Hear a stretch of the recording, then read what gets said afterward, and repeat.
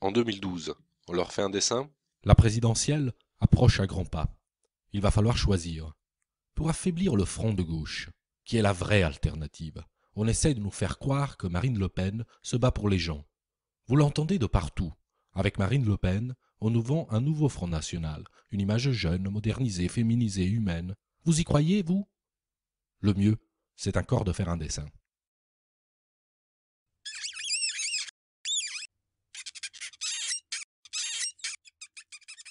On nous dit que Marine Le Pen défend les salariés, les ouvriers, les travailleurs. Tu parles. Vous allez me dire, ce n'est pas parce qu'on a grandi à Saint-Cloud et qu'on est fille de millionnaires qu'on n'a pas le droit de se préoccuper des ouvriers. Ce n'est pas faux. Mais là, ce n'est pas le cas. Regardez donc son programme. Elle ne réclame aucun droit pour les travailleurs. Pas d'augmentation du SMIC, ni des salaires. Rien non plus pour les fonctionnaires ou les pensions.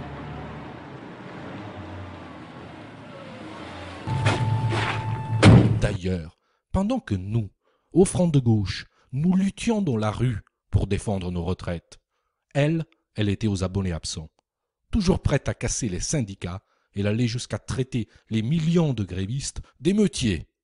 En réalité, elle est du côté des patrons, comme les autres. On nous dit aussi qu'elle aurait un discours moins marqué par le racisme, la haine de l'étranger et des immigrés. Il faut avouer que Sarkozy et Guéant ont mis la barre très haut.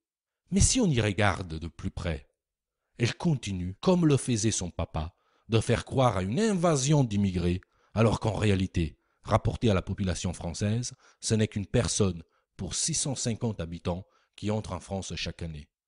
Pas de quoi fouetter un chat.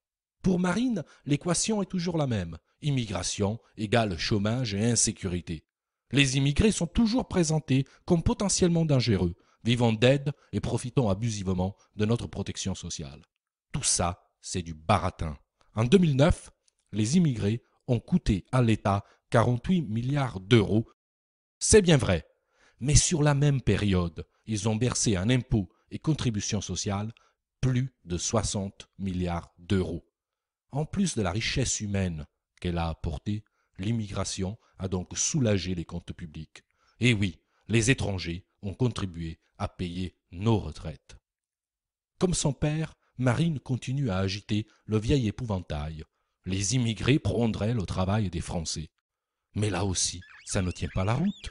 La présence d'immigrés sur notre sol participe à la création d'activités, de vie économique et donc d'emplois, ne serait-ce que parce qu'ils consomment, comme tout le monde. La preuve, historiquement, l'immigration a fait baisser le taux de chômage dans les pays qui l'ont accueilli. Bref, sur l'immigration, la haine tient lieu de raisonnement. Avec Marine Le Pen à sa tête, il est difficile de prétendre que le visage du Front National ne s'est pas un peu féminisé. On aurait donc pu s'attendre à ce que le discours sur la femme, lui aussi, se modernise. Mais non, là encore, archaïsme total. Marine Le Pen propose tout bonnement de dérembourser l'avortement, remettant en cause la liberté de disposer de son corps arraché par les femmes de haute lutte. Sans compter que ces propositions sur la famille tendent toutes à maintenir, voire à ramener la femme au foyer. Regardez son programme. Il n'y a rien sur l'égalité salariale entre les hommes et les femmes, alors que celles-ci sont aujourd'hui payées 25% de moins à qualification et poste égal en France et 17% en Europe. Avec Marine, le patriarcat a de beaux jours devant lui. La France. Marine Le Pen en a plein la bouche. Mais quelle France? Sa France, c'est celle des barbelés. Une France repliée sur elle-même, une France rabougrie, aigrie, une France en conserve.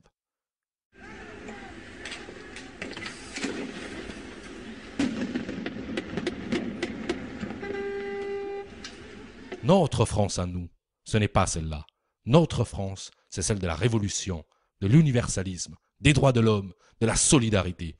Une France ouverte, généreuse et courageuse, accueillante, belle et rebelle. La photo a un peu changé, mais les idées sont les mêmes.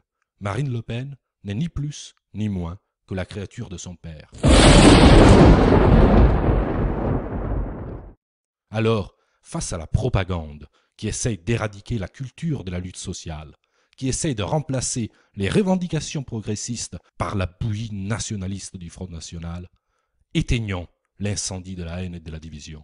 Enflammons le débat pour une gauche qui fait front, pour une France généreuse, courageuse et qui place l'humain d'abord. En 2012, on va leur faire un dessin.